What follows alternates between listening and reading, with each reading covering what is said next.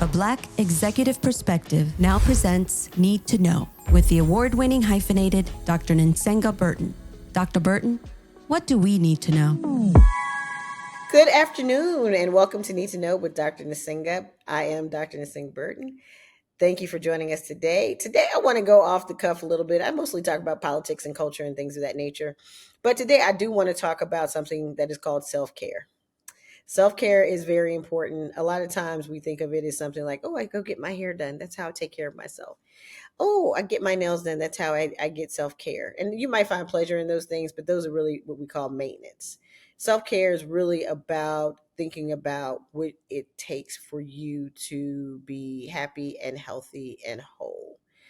So sometimes it means putting boundaries in place when you're dealing with people who may be toxic in your work environment, in your personal relationships, in your friendships. Sometimes it means, yeah, going on a trip and getting away from the world that you live in every single day so that you can actually think and be sane and think clearly and not have the chatter, right, or the clutter or the chaos in which we live around us in your head at all times. Self-care is really an important thing. It's actually a revolutionary act, particularly for, I would say, women in general and Black women specifically, who take care of everyone. Like, that's what we do. We take care of everyone.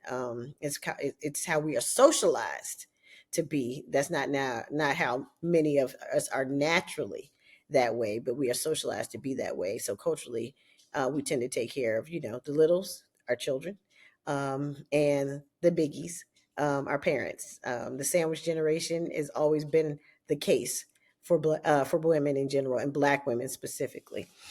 So what I need you to know is we can't be out here fighting the good fight um, if we are sick, if we don't feel well, if we are stressed out, if we are anxious, if we are battling all of these, what we would call mental illnesses, um, due to this state in which we're living. We got to keep it real. 300,000 Black women are unemployed right now. We are being targeted, as you can see what is happening with 47 and who he targets, right? Who he is eliminating, getting rid of. It is Black people in general, but mostly Black women, because Black women have actually done the work to get to where they are. They have the degrees, they have the experience, they have the leadership experience, they have the administrative experience. They've done amazing work, whether it's the mayors of the cities that he's trying to take over, or the institutions that he's trying to deconstruct, which I think he may even close some of them.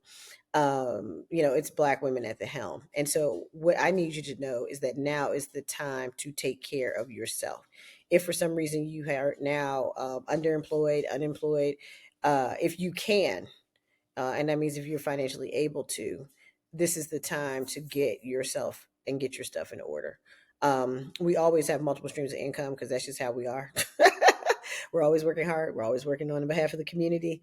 We have our organizations. There are people who are not in these organizations, but are in other, civic organizations, not to other anybody, because they're all important and significant. There are people who do work, from their stoop in their neighborhood. There's people doing stuff, but you always want to make sure that you take care of yourself. So I would say what I need you to know is to take the time, and this is downtime. And I know we're not used to that, and it feels weird and kind of like, you know, like you're kind of trapped in an existential crisis, right? Because you're just like, I should be doing things, and I should be doing this, and I should be doing this, but I'm sitting here watching this television show and enjoying myself. This just doesn't seem right.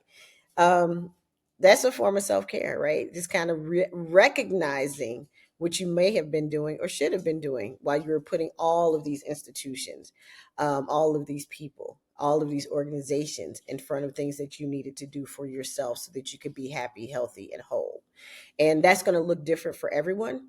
So I don't want to stop you if your nails and your hair is what it is, and let that be what it is. But there are other things and other ways that you can be journaling, you can be doing research, you can read. Reading is so hard to do now because there's so many distractions. But I mean, reading a really good book really can heal your soul in a lot of ways. So I just want you to know that you are seen, You do matter. You are loved. We do see what is being done to us. I'm a Black woman. Um, and we, our community, sees what is happening to us. It is scary because we do take care of our communities, and we are, by and large, the heads of our families. 75% of our families are run by Black women. I mean, it is what it is.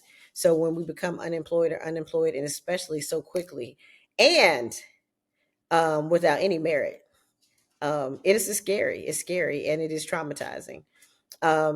We also see all the people who are in our lives who are not Black women, who seem to be okay with what is happening to us and are not speaking up and not doing anything when they are in the position to speak up and to do something. So all of that is a bit traumatizing, I would say. That's how I'm experiencing it. And it's very disappointing. But whatever it is, we still have to take care of ourselves and make sure that we are happy and healthy and whole in spite of this chaotic period in which we're living. And we will survive, because we've survived worse, like we have. Our ancestors have, our mothers have, our grandmothers have. They've survived. We're going to survive too. All right. So with that in mind, tune in next week to a Black Executive Perspective podcast with Tony and Chris. They are amazing. It is award winning. And of course, tune into Need to Know with Dr. Nsenga next week, and I will have something else for you. So stay happy, stay whole, stay healthy, and whatever you do, stay informed. A Black Executive Perspective.